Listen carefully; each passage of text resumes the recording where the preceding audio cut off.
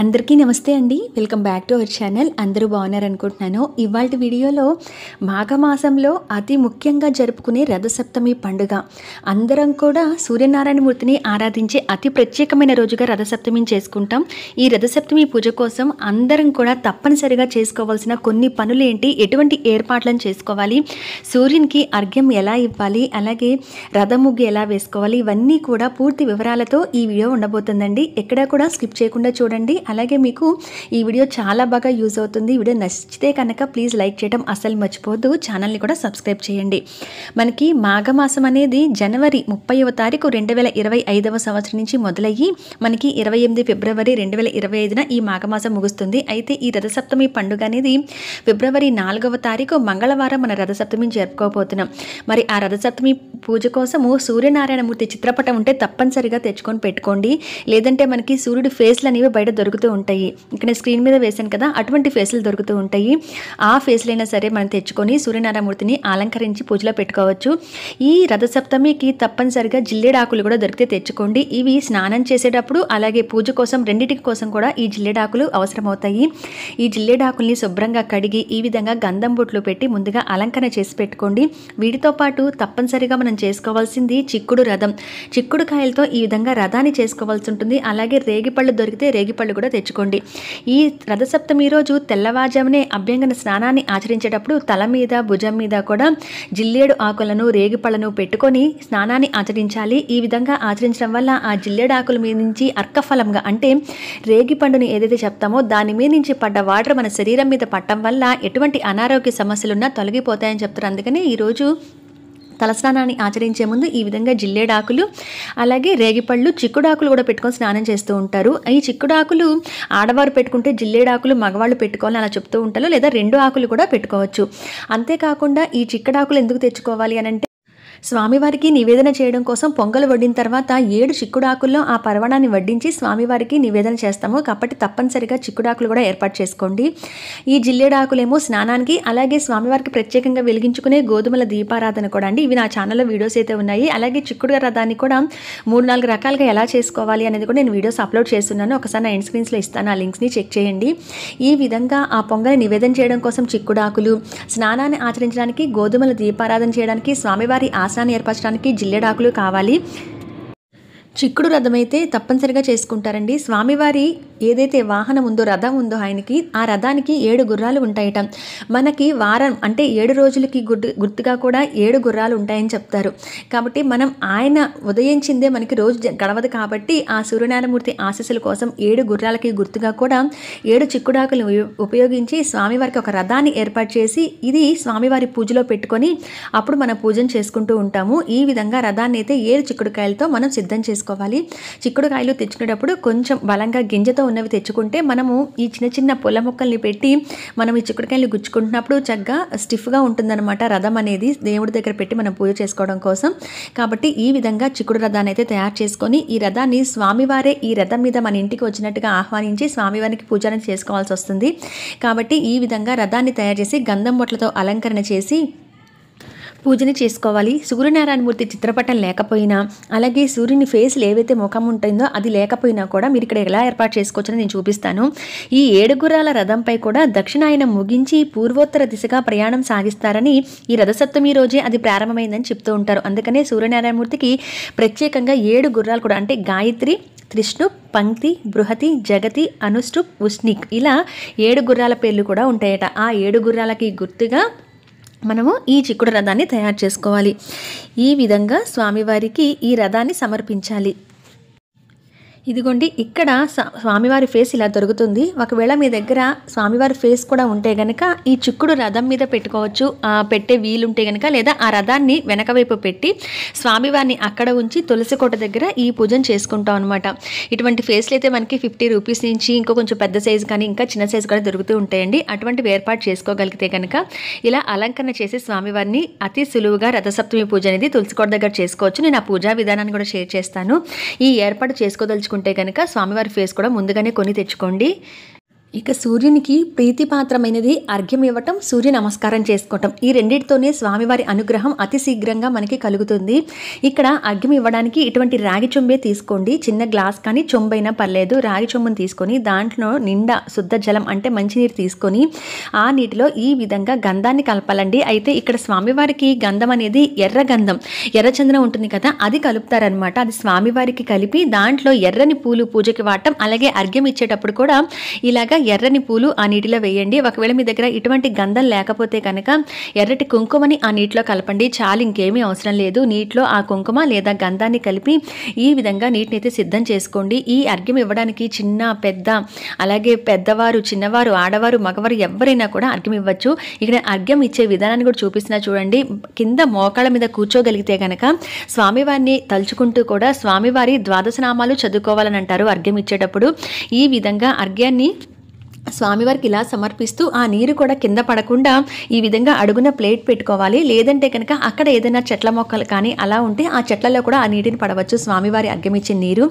ఈ విధంగా మోకాళ్ళ మీద కూర్చోగలిగిన వాళ్ళైతే ఇలా కూర్చొని ఆ తర్వాత సూర్యునికి నమస్కారం చేసుకొని ఆరోగ్యాన్ని కలగచేయమని స్వామివారికి నమస్కారం చేసుకొని ఆ తర్వాత అర్ఘ్యం ఈ విధంగా ఇచ్చిన తర్వాత సూర్య నమస్కారాలు చేయడం వస్తే కనుక అవి చేస్తే చాలా మంచిది. అలాగే అర్ఘ్యం ఇచ్చిన నీరు ఏదైతే ఉందో అది మన సంకల్పం, మన కోరిక ఏదైతే ఉంటుందో చెప్పుకొని ఆ అర్ఘ్యాన్ని తల మీద ఆ నీటిని చల్లుకొని నమస్కారం చేసుకోవాలండి. మోకాళ్ళ మీద ఆడవారైనా సరే, మగవారు, పెద్దలు, చిన్నవాళ్ళు ఎవరైనా ఇలా చేయొచ్చు. అయితే మోకాళ్ళ మీద కూర్చోలేని వారు ఎవరైతే ఉన్నారో వాళ్ళు మాత్రం నుంచోనేనంటే పెద్దవాళ్ళు ఇలా మోకాళ్ళ మీద కూర్చోలేరు కదండి, అటువంటి వాళ్ళు నుంచోనైనా చెంబుతో స్వామివారికి ఈ విధంగా అర్ఘ్యాన్ని సమర్పించి అర్ఘ్యాన్ని నీళ్లు నెత్తిన చల్లుకొని ఆ తర్వాత నమస్కారం చేసుకోవాలి. అయితే ఈ అర్ఘ్యపు నీరు కింద పడకుండా చూసుకుంటేనే మంచిది. కాబట్టి ఇలా ప్లేట్ పెట్టుకోండి, లేదా ఏదైనా చెట్ల మీద పడ్డా పర్లేదు. అటువంటప్పుడు ఆ నీరు కూడా అక్కడే ఆ విధంగా ఆవిరైపోవాలి అని అంటారు. లేదంటే కనుక ఎవరికైనా మాకు అలా తొక్కుతారు, నలుగురు తిరిగే ప్లేస్లో ఉన్నాము, మాకు అలా కుదరదు అనుకుంటే ఏదైనా క్లాత్తో తొడవచ్చు. కానీ సాధ్యమైనంత వరకు ఆ నీరు అవంతటా అవే ఆ నేల మీద పడ్డా కూడా ఇంకిపోయి లాగా చూసుకోవాలి అని అంటారు. కాబట్టి ఈ విధంగా అర్ఘ్యం అయితే ఇవ్వాలండి. స్వామివారికి ద్వాదశ నామాలు కూడా చదువుకుంటూ ఆ అర్ఘ్యం అనేది ఇవ్వాల్సి వస్తుంది. మనకి గూగుల్లో కొట్టినా కూడా అది సూర్య ద్వాదశ నామ స్తోత్రం అంటే వస్తుంది. అవి చదువుకుంటూ కూడా స్వామివారికి అర్ఘ్యం ఇవ్వాలి.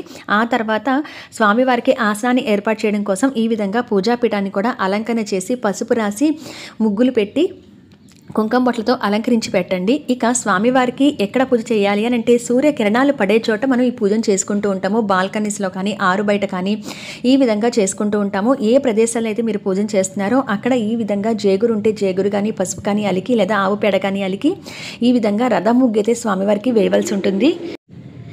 రథం మీదే స్వామివారు వస్తారు కనుక స్వామివారికి ఒక విధంగా ఆసనం ఈ రథమే అనే చెప్పాలి. అందుకని ఈ మనం పూజ చేసే ప్రదేశంలో తప్పనిసరిగా రథాన్ని అయితే వేయవలసి ఉంటుంది. మనము చిన్న చిన్న పీట మీదైనా వేసుకోవచ్చు. ఒకవేళ మీ దగ్గర తులసి కోట లేకపోతే ఆ తులసి కోటను కూడా ఎలా పెట్టుకోవాలో నేను చూపిస్తాను. తులసి కోట ఎక్కడైతే మీకు ఇంట్లో ఉంటుందో నిత్యం పూజ చేసుకునే చోట అక్కడ ఉంచి ఈ రథం ముగ్గు వేసుకుని పూజని చేసేసుకోవచ్చు. కొంతమందికి పైన ఓపెన్ ప్లేస్ ఉంటుంది డాబా పైన, అటువంటి చోట కూడా ఈ విధంగా ఏర్పాటు చేసుకుని ముగ్గులన్నీ వేసుకుని కావలసిన పూజా సామాన్ అంతా అక్కడ పెట్టుకొని మీరు ఆ తర్వాత అక్కడైనా పూజ చేసుకోవచ్చు. అయితే ఇక్కడ నేను మధ్యలో సూర్యుని బొమ్మ వేసి పసుపు కుంకాలు వేశాను కదండి, అలా అయినా వేసుకోవచ్చు. ఇక్కడ నేను కొంచెం అందంగా పూజలో అలంకరించుకోవడం కోసం ఈ విధంగా కలర్స్తో కూడా వేసుకున్నాను. ఇలా తప్పనిసరి అయితే ఏం కాదు, రథం ముగ్గు మాత్రం తప్పనిసరిగా వేసుకొని చక్కగా పసుపు కుంకాలతో అలంకరించుకున్నా సరిపోతుంది. నేనైతే స్వామివారి పూజ కోసం ఈ విధంగా అలంకరణ చేసి పెట్టుకున్నాను. అయితే ఇది ఆరు బయట చేసుకోవచ్చు. ఎక్కడైతే మీకు పెరట్లో ఓపెన్ ప్లేస్ ఉంటుందో అక్కడ, అంటే సూర్యకిరణాలు పడే చోట ఈ పూజను చేసుకోవాలి రథసప్తమి పూజకి. ఇక్కడ చేసుకునే ముందు ఇంట్లో నిత్య దీపారాధన దగ్గర దీపం పెట్టొచ్చి పూజ అంతా కూడా ఇక్కడే చేసుకుంటాము. కాబట్టి తులసి కోట తప్పనిసరిగా ఇంట్లో ఉండేలా చూసుకోండి. తులసి కోట చాలా మంచిదండి ఇంట్లో ఉంటే కనుక, లక్ష్మీప్రదము అలాగే ఆరోగ్యప్రదం కూడా. కొన్ని నోచే ఆడవారు నోచే నోములు కానీ కొన్ని పండుగలు ఎక్కువగా తులసికోట దగ్గర చేసుకుంటూ ఉంటాము. కాబట్టి తులసికోట ఇంట్లో ఉంటే చాలా మంచిదండి. అది ఆనవాయితీ లేదు, పెట్టుకోవచ్చా లేదని చాలా మందికి సందేహం ఉంటుంది. కానీ తులసికోట అయితే తప్పనిసరిగా ఏర్పాటు చేసుకోండి. ఈ మాఘమాసంలో ఎప్పుడు తెచ్చేసుకున్నా మంచిదే, మాఘమాసం అంతా మంచిదే అనమాట. కాబట్టి పెట్టుకోండి. ఇది ఒక శుభకరమైన మాసం, శుభాలకు అనువైన మాసంగా చెప్తూ ఉంటాం. పండగలు చాలా ఉంటూ ఉంటాయి కాబట్టి మాఘమాసంలో ఎప్పుడైనా మీరు తులసికోటను వేసుకోవచ్చు. వేసుకొని ఆల్రెడీ తులసికోట ఉంటే కనుక మంగళవారం వచ్చింది కాబట్టి ముందు రోజు మనకి వసంత పంచమి కూడా, మీరు ఈ ముందుగానే చక్కగా తులసికోటని కడిగేసి ఈ విధంగా ముగ్గులతో అలంకరించి బొట్లు పెట్టేసి అలంకరణ చేసి పెట్టుకోండి. రథసప్తమికి తప్పనిసరిగా తులసికోట దగ్గర చేసుకుంటూ ఉంటాము. ఒకవేళ మీ దగ్గర తులసి కోట లేదు అని అనుకుంటే, ఆనవాయితీ లేదని కొంతమంది పెట్టుకోకపోతే ఈ విధంగా ఏర్పాటు చేసుకోండి. చిన్న ఇలా తులసి కోట షేప్లో చిన్న చిన్న ప్రమిదలు దొరుకుతాయి. ఇది నేను కార్తీక మాసం కూడా చాలాసార్లు చూపించాను. ఎందుకంటే చాలామంది ఆనవాయితీ లేదు కానీ మాకు చేసుకోవాలి ఉంది అని అడుగుతూ ఉంటారు. అటువంటి వాళ్ళు తులసి కోట దగ్గర చేసుకున్నట్టు ఉంటుంది. అలాగే ఆనవాయితీ లేకుండా ఇలా తులసి దళాలతో చిన్న కోటను ఏర్పాటు చేసుకున్నట్టు కూడా వీలుగా ఉంటుంది. ఇలా చిన్న తులసి కోట లాంటిది పెట్టుకోండి, లేదా ఒక చిన్న పాత్రలైనా పెట్టుకోవచ్చు. ఇదేంటంటే చూడగానే తులసి కోటలాగా మనకు లుక్ వస్తుందన్నమాట. దీంట్లో కొంచెం ఒక స్పూన్ మట్టి పట్టి, ఇక్కడ వేళ్లతో ఉన్న తులసి మొక్క మనం పెట్టట్లేదు. ఆనవాయితీ లేని వారైతే ఈ విధంగా ఏర్పాటు చేసుకుని, లేదా అప్పటికప్పుడు తులసి కోట ఇంట్లో ఆల్రెడీ నిద్రపోయి ఉన్నారు అమ్మవారు, తులసి కోట తెచ్చుకోలేకపోయాము తులసి మొక్క అనుకున్న వాళ్ళు కూడా ఇలా ఏర్పాటు చేసుకోండి. కొంచెం మట్టిని వేసి దాంట్లో తులసి దళాలు 4 పెట్టి ఈ విధంగా చిన్న తులసి కోటలాగా ఫామ్ చేసుకోండి. చేసుకున్న తులసి కోటని చక్కగా గంధం బొట్లు పెట్టి అలంకరణ చేసేసి ఈ తులసి కోట దగ్గర ఇంతాక మనం తయారు చేసుకున్న చిక్కుడు రథాన్ని పెట్టి, ఆ తులసి కోట ఎక్కడైతే పెట్టి పూజ చేయాలనుకుంటున్నారో అక్కడ పసుపు నీళ్లు చల్లి కానీ, గోమూత్రం చల్లి కానీ శుభ్రం చేసి, లేదా పసుపు కానీ జీగరు కానీ రాసి ఇందాక నేను చూపించినట్టుగా చిన్న రథం ముగ్గు పెట్టుకొని అతి సులువుగా కూడా రథసప్తమి పూజను చేసుకోవచ్చండి. ఇక్కడ చూడండి, ఇలా చిన్న ప్లేట్లో పెట్టుకున్నా కూడా మనకి మంచి తులసి కోట అయితే రెడీ అయిపోతుంది. చుట్టూ పూలతో అలంకరణ చేసుకొని మనం ఇక్కడే రథసప్తమి పూజను కూడా చేసుకోవచ్చు. ఎందుకంటే కొంతమందికి చాలా కొంచెం ప్లేస్ ఉంటుంది, ఒక్క బాల్కనీ ఉంటే అది వాష్ ఏరియాగా ఉంటుంది, వాళ్ళకి ఎక్కువ ప్లేస్లు ఉండవన్నమాట. తులసి కోట పెట్టుకునే ఈ ప్లేస్ కూడా ఉండదు. అటువంటి వాళ్ళకి యూస్ఫుల్గా ఉంటుందని చెప్పి నేను చూపించాను. తులసి కోటని ఈ విధంగా ఫామ్ చేసుకోండి. అయితే ఇంతాక నేను అర్ఘ్యం ఇవ్వడానికి చూపించిన గంధం చూపించా కదండి, ఇలా ఉంటుందన్నమాట ఎర్రచందనం. అయితే మనకి స్వామివారికి ఈ మాఘపు ఆదివారాల్లో పూజ చేసినప్పుడు కానీ, సూర్యనారాయణమూర్తికి ఎక్కువగా పూజ చేసినప్పుడు ఇటువంటి గంధంతో కలుపుకున్న అక్షింతలు తయారు చేసుకోవాలి. మనము పసుపు అక్షింతలు, కుంకుమ అక్షింతలు, విభూది అక్షింతలు ఇలా వాడుతూ ఉంటాం కదా, వాటిల్లో ఒక ప్రత్యేకమైన స్థానం ఈ గంధం అక్షింతలు కూడా. అయితే ఈ గంధం ఒకవేళ లేకపోయినా మీ దగ్గర ఇటువంటి చెక్క బొమ్మ ఉంటుంది, మీకు ఇది ఐడియా ఉండే ఉంటుంది. పెళ్లిళ్లలో ఆడపడుచుకి ఇస్తున్నప్పుడు, కొన్నిసారి ఇస్తున్నప్పుడు ఈ చెక్క బొమ్మ అనేది ఇస్తూ ఉంటారు. ఈ చెక్క బొమ్మ మనకి బయట పూజా స్టోర్స్లో, ఫ్యాన్సీ స్టోర్స్లో దొరుకుతుంది. ఈ ఎర్ర గంధపు ఈ చెక్క బొమ్మ ఏంటంటే, ఇది అరగతీసి గంధం సాన మీద అరగతీస్తే మనకి గంధంలాగా వస్తుందన్నమాట ఈ బొమ్మతో. ఈ గంధాన్ని అరగతీసి ఆ తర్వాత దానిలోంచి గంధం తీసి ఆ గంధంతోనే అసలు అక్షింతలు తయారు చేసుకోవాలి స్వామివారి పూజకి. కాకపోతే అందరి దగ్గర అటువంటి బొమ్మ ఉండకపోవచ్చు కాబట్టి మీరు బయట కొనుక్కునే ఈ ఎర్రటి గంధం అయితే తెచ్చుకొని అక్షింతలు కలుపుకోండి, కొంచెం ఆవు నెయ్యి వేసి కలుపుకోండి. ఒకవేళ మీరు గంధం ఆ చెక్క బొమ్మ ఏదైతే ఉందో దాన్ని అరగతీస్తుంటే కనుక కొంచెం మీరు ఆవు నెయ్యి వేసి అరగతీయండి. తీసి దాన్ని కొంచెం లేపనంగా తీసి ఆ గంధాన్ని ఆ తర్వాత బియ్యంలో ఈ విధంగా ఎర్రటి అక్షింతలు అయితే తయారు చేసుకొని పెట్టుకోండి. ఈ మాఘమాసం రథసప్తమికి, మాఘపాదివారంలో సూర్యనారాయణమూర్తికి ఈ గంధపు అక్షింతలు కావాలి. ఇక అలాగే ముఖ్యంగా పాలు పొంగించడం. రథసప్తమికి పూజ చేసుకోవడం కోసం ఆనవాయితీతో పని లేదు, ఎవరైనా చేసుకోవచ్చు. కాబట్టి పాలు పొంగించడం అనేది ఆ ఇంట్లో శుభాలను కలగజేస్తుంది. నిండుగా కూడా ధనధాన్యాలు ఎప్పుడూ అలా పొంగి పొల్లుతూ ఉంటాయని అంటారు. అందుకనే పాలు అనేవి ఈ రథసప్తమికి పొంగించాలి. కొత్త గిన్నె తెచ్చుకోండి, లేదా మన ఇంట్లో ఉండే గిన్నెలైనా శుభ్రంగా వాష్ చేసుకొని ఈ విధంగా గంధం బొట్లతో అలంకరణ చేసి గిన్నెను పెట్టుకోండి. అలాగే చాలామంది దాలిని ఏర్పాటు చేస్తారు, అంటే ఒక పొయ్యిలాగా ఏర్పాటు చేస్తాడు. ఇటుకరాళ్ళు పెట్టి మధ్యలో కొంచెం మట్టిని కానీ ఇసుకని కానీ పోసి దానిపైన ఈ విధంగా ఆవు పిడకలు, మనం ఏవైతే భోగి సంక్రాంతి కనుమకి గొబ్బెమ్మలు పెట్టుంటారో ఆ ముగ్గు మీద పెట్టిన ఆ గొబ్బెమ్మలు తీసి ఇలా పిడకలుగా తయారు చేసుకొని, ఆ ఆవు పిడకలు ఎండుతాయి కాబట్టి వీటిని ఇలాగా మనం పొయ్యి పెట్టుకోవడం కోసం ఏర్పాటు చేసుకోవాలి. అయితే ఇప్పుడు అందరి దగ్గర అలా పొయ్యి పెట్టే ప్లేస్ లేకపోతే కనుక ఎలా ఏర్పాటు చేసుకోవాలి చూద్దాము. ఇలా ఆవు పిడకలు అయితే మనకి ఆన్లైన్స్లో ఏంటి, బయట ఏంటి, పూజా స్టోర్స్ దగ్గర ఆవు పిడకలు దొరుకుతూ ఉన్నాయండి. ఇలా ఒక 10 రూపీస్ కూడా మనకి 1 or 2 ఇస్తూ ఉంటారు. ఇవి తెచ్చి పెట్టుకోండి. పొయ్యిలాగా ఏర్పాటు చేసుకోగలిగితే అలాగా, లేదా ఎలా ఏర్పాటు చేసుకోవాలి నేను చెప్తాను. ఇక అలాగే చెరుకు ముక్క కంపల్సరీగా కావాలి. ప్రసాదాన్ని వండేటప్పుడు గరిటెని యూజ్ చేయకుండా ఈ చెరుకుతోనే ఆ ప్రసాదాన్ని కలపాలి, పొంగల్ని. అలాగే వడ్డించేటప్పుడు కూడా ఈ చెరుకు ముక్కనే వాడతారనమాట. కాబట్టి మనకి అడిగి నల్ల చెరుకు కానీ ఇటువంటి చెరుకు కానీ తెచ్చుకోవచ్చు. ఇక అలాగే పాలు పొంగించడానికి మీకు తెలిసిందే, ఆవు పాలను వాడితే చాలా శ్రేష్టం అండి. దొరికితే కనుక అవే తెచ్చుకోండి, లేదంటే కనుక ఇక మీ దగ్గర ఉన్న పాలు ఏవైనా పర్లేదు. ఇలా ఆవు పాలు మీరు ఎంతైతే పొంగలి వండాలనుకుంటున్నారో, అలాగే ఎన్ని పాలైతే పొంగించాలనుకుంటున్నారో చూసుకొని ఆ తర్వాత ఆ పొయ్యి ఏర్పాటు చేసుకుని ఉంటే ఆ పొయ్యి మీద పెట్టి పొంగిస్తారు. కొంతమంది కుంపటి వాడతారు. కుంపటి చాలా మందికి ఐడియా ఉండే ఉంటుంది. ఆ కుంపటిలో బొగ్గుల్ని కూడా రాజేసి, ఆవు పిడకల్ని కానీ రాజేసి, అంటే ఆవు పిడకల్ని అంటించి ఆ తర్వాత వాటి మీద కూడా పాలు పొంగించుకునే ఆనవాయితీ ఉంటుంది. ఇదివరకు పాత వాళ్ళు చేసేవాళ్ళు.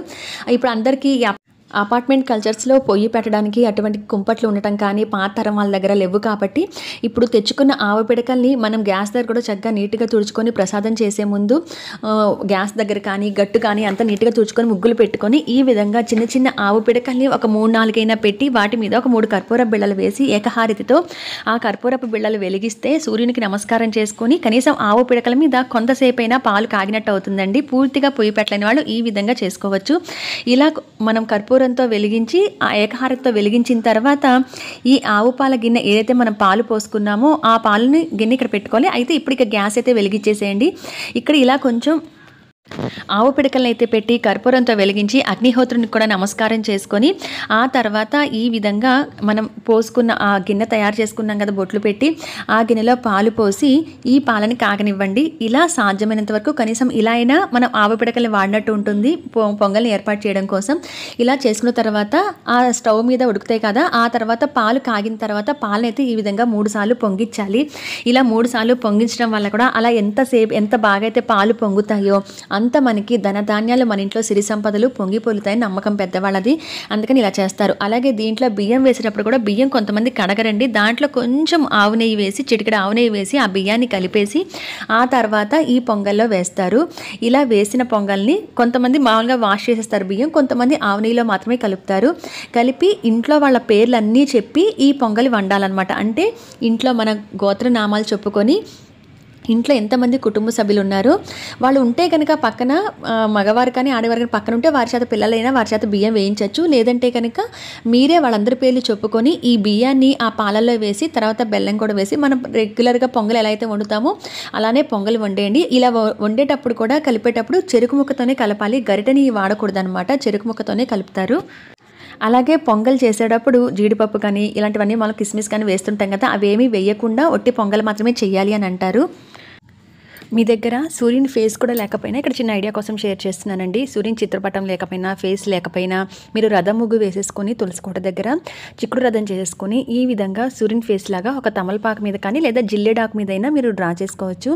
ఈ విధంగా అలంకరణ చేసుకుని స్వామివారి పూజను చేసుకున్నా సరిపోతుంది. అంటే అందరి దగ్గర ఫేస్లు ఉండవు కదా, చాలామంది ఆ ఫేస్లు ఏంటంటే తూర్పు వైపుకి వాళ్ళకి ఏదైనా వీలుంటే కనుక అక్కడ ఆ ద్వారం ఉన్నా లేదా తూర్పు వైపుకి ఒక చిన్న మేకు లాంటిది ఏదైనా ఉంటే ఆ సూర్యుని ఫేస్ని అక్కడ అలా తగిలించుకుంటారనమాట నిత్యం కూడా స్వామివారి దర్శనం అయ్యేలాగా.